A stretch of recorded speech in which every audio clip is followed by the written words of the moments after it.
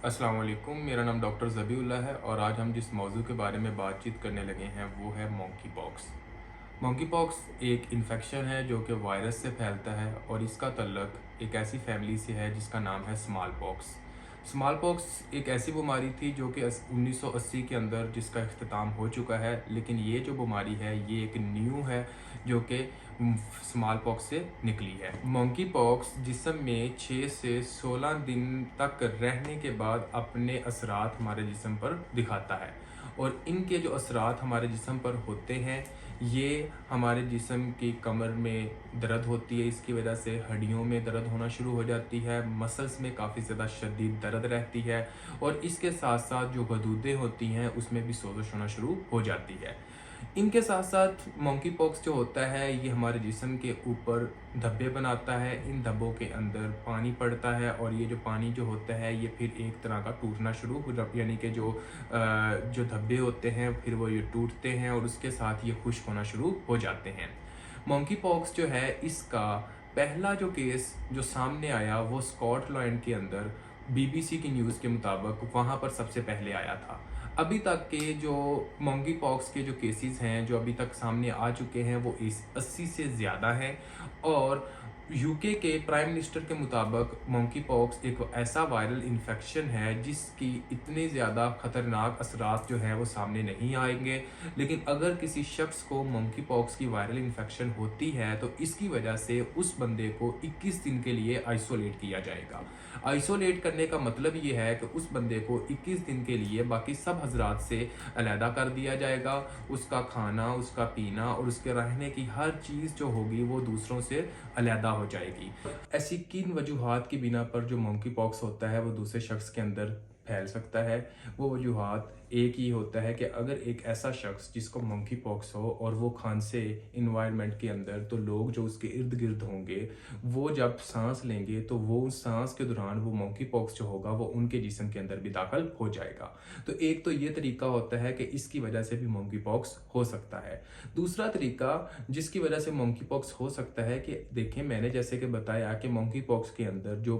मरीज होगा उसके जिस्म के ऊपर दाने बनते हैं और दानों के अंदर पानी पड़ना शुरू हो जाता है और ऐसा शख्स जिसको मंकी पॉक्स होगा और कोई शख्स उसके पास जाकर वो दाने वाली जगह पर अगर वो हाथ लगाता है तो इसकी वजह से भी मंकी पॉक्स हो सकता है। इसके साथ कोई ऐसी औरत जो कि हामला है और उसको भी मंकी पॉक्स है तो इसकी वजह से जो बच्चा होगा उसको भी मंकी पॉक्स हो सकता है।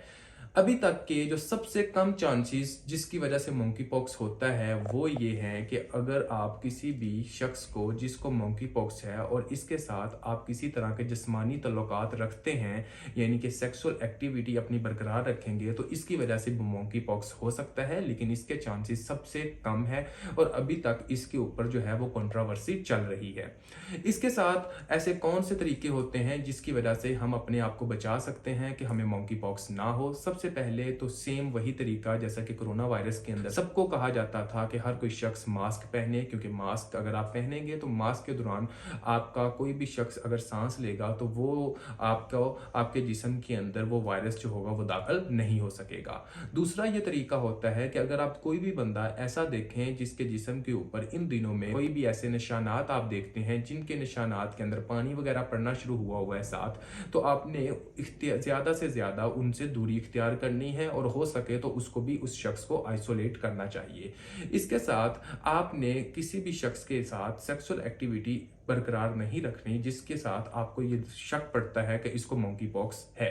तो ये तरीके हैं जिसकी वजह से आप अपने आप को बचा सकते हैं मंकी पॉक्स से। इसके साथ ऐसे कौन से तरीके होंगे? किसी की न्यूज़ के मुताबिक कि अगर कोई शख्स स्मॉल पॉक्स की वैक्सीन लगवा लेता है तो 85% यानी कि 85% चांसेस होते हैं उस शख्स के अंदर कि उस शख्स के अंदर मंकी पॉक्स नहीं होगा। तो अभी तक इसकी जो वैक्सीन है वो स्मॉल पॉक्स वाली ही इस्तेमाल की जा रही है, जिसकी वजह से ज़्यादा बंदों के अंदर जो है वो एक तरह का मुदाफ़ती निज़ाम जो है वो ज़्यादा से ज़्यादा बढ़ रहा है, जिसकी वजह से जो है वो इन्फेक्शन के चांसेस कम होंगे। इसके साथ हम किस तरह अपने आप को ये बचा सकते हैं, जो मेरी अपनी राय है उसके मुताबिक ये है कि ये इतना ज़्यादा ख़तरनाक नहीं है जितना कि कोरोना वायरस था। ये एक तरह का ऐसा ही वायरस है जैसा कि स्मॉल पॉक्स था, जो कि 1980 के अंदर ही ख़त्म हो गया था। ये उसी फैमिली से तल्लुक़ रखता है। तो इससे अपने आप को बचाने के लिए बेहतरीन जो तरीका है वो ये है कि अपना मास्क इस्तेमाल करें और एहतियाती तदाबीर को मद्देनज़र रखते हुए साथ आपने पानी का ज़्यादा से ज़्यादा इस्तेमाल करना है।